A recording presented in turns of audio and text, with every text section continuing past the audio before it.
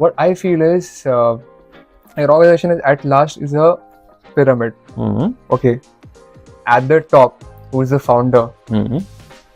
There is no space for the person. It's just one, at the very end. You may have a lot of people on your in the room, directors and other. At last, you're the final person who have made everything the founder. How do you navigate such tough decisions alone? How do you handle solitude? Okay, where do you take help from? And finally, where do you vent out?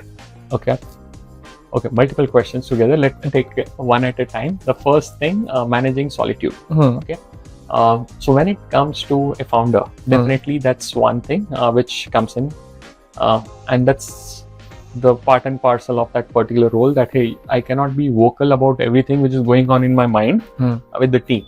Yes. Or else the team sometimes can get scared with the information which is not needed unnecessarily, right? That hey, sometimes he's saying this, sometimes he's saying that, sometimes he's saying this, sometimes he's saying that. What does he want in life? You need to hold your tight, right? So that's somewhere where as a founder I need to hold it tight, that hey, information cannot be shared with those particular people who are not ready for that information. Correct. Maybe I'll bounce it even with some of my friends. Maybe I'll bounce it with some other people outside the organization, maybe by my ex-colleagues or my ex-bosses. I'll just speak with them, bounce that particular thing. I'll understand that particular view, right? And then at least I know that, okay, I'm taking the right decision. Their point of view will help me refine that particular thing. Yes. And then I'll be able to roll it out, right? I'll also use my experience of 12 years in the corporate world to understand that, okay, if this was the situation which the person whom I looked up at that point in time, what he would do. Now, this is another perspective which brings more clarity sometimes before you take a decision. Yes. So that's where at least those decisions have to be taken. And many of these decisions are taken in the mind, and that's where solitude, which you mentioned, which you feel at least, that hey, you are alone and you are taking things by yourself. I am not alone. I'm with myself.